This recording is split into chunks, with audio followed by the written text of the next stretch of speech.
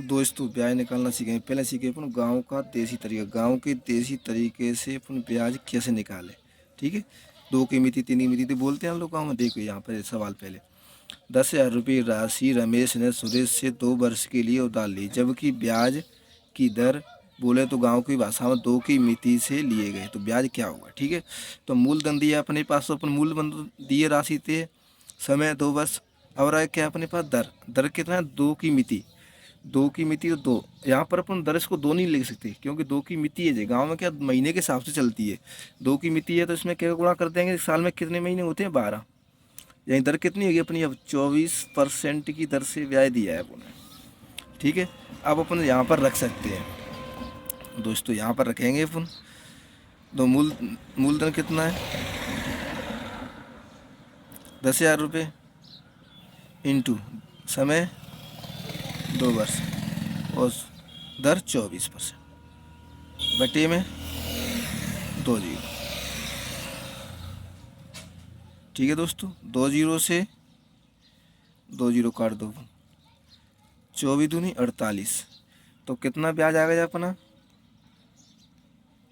4800 रुपये अपने ब्याज के हो गए। ठीक है दोस्तों, 2 की मिति दी, यहाँ पर 2 की मिति दिए ना तो वो 2 लिखेंगे, या 3 की मिति 3 लिखेंगे और गुणा 12 का कर दें, तो अपनी क्या है, जो अपन 10वीं में पढ़े हैं उनके लिए उसके हिसाब से दर निकल आएगी अपनी। ठीक है, गांव का ये तरीका हुआ है, कोई भी तरीका कितने भी ब्याज दिए हैं अपन आराम से निकाल सकते हैं। 2 की मिति से मूलधन लिखेंगे, दर लिखेंगे तो समय लिखेंगे आराम से। ठीक है दोस्तों, अब देखते हैं जो अपन शॉर्टकट कंपटीशन के लिए तरीका है।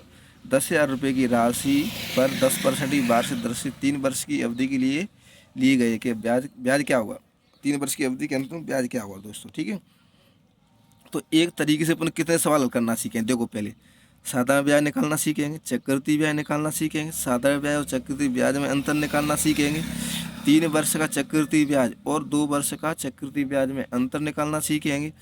अब देखिए जी दिया फॉर्मूला, चक्रवृद्धि ब्याज का फॉर्मूला क्या होता है, पीजी दिया है अपने यहाँ सामने। साधारण ब्याज का फॉर्मूला मूलधन इंटू दर इंटू समय बटे 100। चक्रवृद्धि ब्याज साधारण ब्याज में अंतर का फॉर्मूला होता है जे वाला। ठीक है दोस्तों, इन ते फॉर्मूलों में रखकर आप मेरे बिना भी कर सकते हैं, क्योंकि आपने 10वीं कक्षा में 12वीं कक्षा में पढ़े हैं, 11वीं में 9वीं में अपन पढ़े हैं, जब करे हैं जिस तरीक़ों से ये फॉर्मूला रखे, इससे करके बेसिक तरीक़ों में आप सवाल को हल कर सकते हैं। पर अपना कंपटीशन लाने में आ गया तो अपन बेसिक तरीके से नहीं कर सकते, अपन करेंगे सीधे तरीके से जो आज के ज़माने में शॉर्टकट तरीका है। ठीक है, शॉर्टकट क्या होगा, क्या वर्ष के कह रहा है वो, 3 वर्ष के लिए कह रहा है, तो दर के लिए 10%, 10% लिखेंगे 10/100, काटेंगे तो कितना हो जाएगा, 1/10 आएगा। 0 सॉरी गलती से लिख गया। ठीक है, काटेंगे कितना आएगा, 1/10। अब वर्ष कितना है, 3 वर्ष, तो 3 वर्ष की कह रहा है तो 1 वर्ष के लिए तो ब्याज ही हो गया अपना, और 2 वर्ष के लिए ये ब्याज हो गया अपना, और 3 वर्ष के लिए 3 लकीर कच्चे दोस्तों। ठीक है, हो गया। अब देखो 10%, 10,000 रुपये का कितने रुपये अपने पास मूलधन, 10,000 रुपये का 10% निकालेंगे तो कितना होगा, 0 थे 0, कितना आ गया, 1,000 रुपये।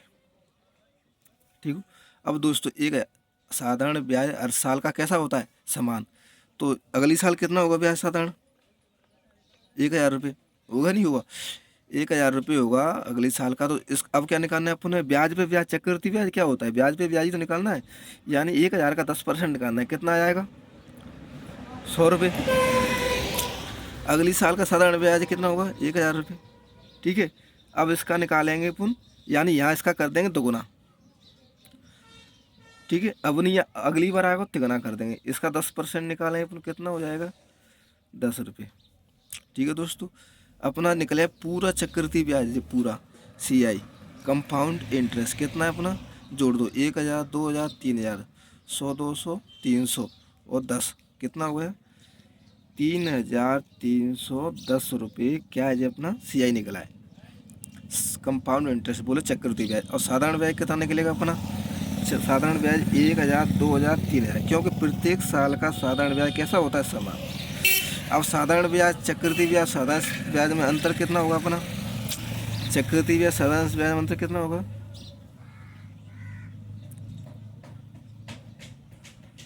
310 रुपये, क्या अंतर आ गया। ठीक है दोस्तों, अंतर निकाल लेंगे, किसी भी सवाल को अपन हल कर सकते हैं इसी तरीके से। ठीक है, अब आया है अपना 2 साल का चक्रवृद्धि ब्याज और 3 साल का चक्रवृद्धि ब्याज, तीसरी साल का चक्रवृद्धि ब्याज कितना है, ये दिया है अपने पास। एक तीसरी साल का थर्ड ईयर का CI कितना है, 1210 रुपये, 1210 जोड़ लो।